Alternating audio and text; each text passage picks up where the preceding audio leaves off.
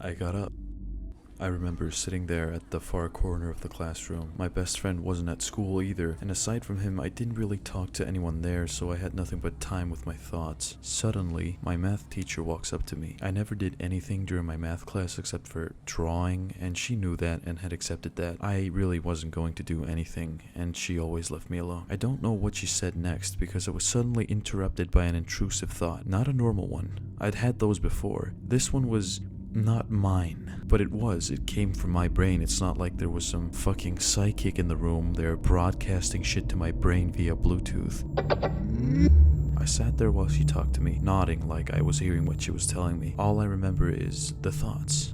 Grab your pencil and stick her in the throat with it. I remember how a hot but somehow unbearably cold chill ran down my spine as the visualization of the act of violence manifested in my head. I felt shame and anxiety. Shame because how could you think something like that? And the anxiety because I couldn't stop thinking about it. No matter how hard I tried to stop thinking about violently slitting my teacher's throat open, the thoughts wouldn't stop. One after another, they came crashing into my brain through my skull like rocks through a glass pane. Hit her, stab her, stomp her head into the floor, cut her open. What must have been less than a minute for her was an eternity for me. I just kept nodding to what she was saying until I managed to squeak out a "yeah." She passed me to talk to some other students in my math class. Everything after that was agony. I couldn't speak. I couldn't breathe. Everywhere I looked, I saw people I'd seen every day for years. Battered, beaten, bruised, cut, exposed femurs, brain tissue stuck to the soles of my feet. My favorite teacher's head open, my arms still wet from tearing her jaw off her face. Except the wetness wasn't blood, it was my own sweat. I was sweating so much. My body was ice cold to the touch but boiling on the inside. During our lunch break, I went home. I wasn't allowed to and I didn't get permission to, but I didn't care. At least there were no people there for me to see in unfathomable states of injury or death.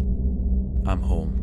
I'm sitting on the living room couch. I can't bear the all-you-can-think murder buffet anymore. I needed something to do. Something, anything that could help me escape these thoughts. I turn on the TV to find it tuned to a Nordic station that plays anything from murder mysteries to some romance bullshit. There's a Danish show on. I don't remember what it's called. It's some police thing my mom was probably obsessed with at the time. There's a man on my screen. I barely get enough time to process that basic thought before I see myself sticking his pistol into his throat and blowing a hole through his lower neck. I turn the TV off immediately. My brain hurts.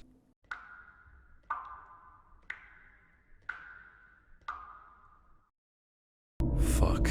Breaks over. The realization hits me immediately. I'm only halfway done with the day. My head hurts. I tried to find any reason to stay home, but my mom would kill me if I did. I go back to school and live the rest of the day out as a ball of heaping anxiety. Minutes felt like days. Hours felt like centuries. The constant onslaught of thoughts haunt me throughout the day. Memories become nothing but questions as to my own sanity. Questions as to whether or not I want to do these things, and my inability to answer them is killing me inside. My brain is a blender of murderous thoughts, and the noises that it makes are driving me insane. It's 5 o'clock.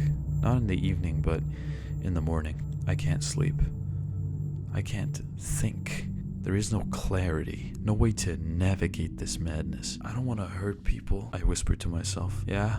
How can you know that? I reply to myself in my head without even a second after the sound of my whisper escapes my mouth. I just don't.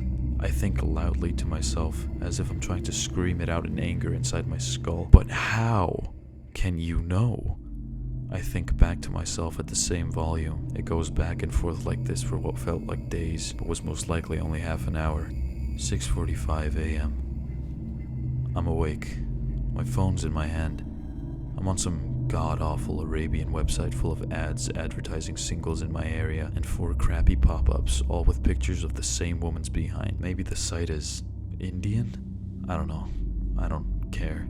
The pixels that make up my screen show me the contents of my thoughts from throughout the day. Top left corner, an image of what looks like a young soldier crying as a man wearing a different colored army outfit holds a Kalashnikov up to the back of his head. Middle of the page, 2 African kids sword fighting with what looks to be swords made from scrap metal. One of them is missing a hand. Bottom right corner, Another soldier. His face is leaking blood from a gaping wound located at the top of his throat. Likely a filmed suicide. He's sitting down in what looks like to be an office chair. His head must have been flicked backwards due to the force of the gunshot, giving a horrific view of his self-inflicted wound. My face rearranges into a form of pure disgust. I want to throw up.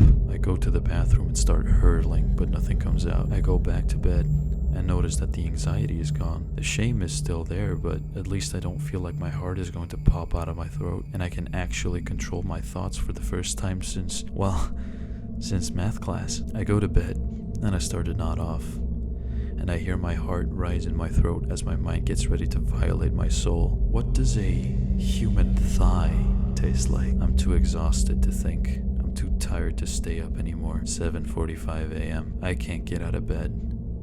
I want to, but I'm stuck. I'm thinking. No, it's thinking. Asking. Intruding. Whispering. What does a human thigh taste like?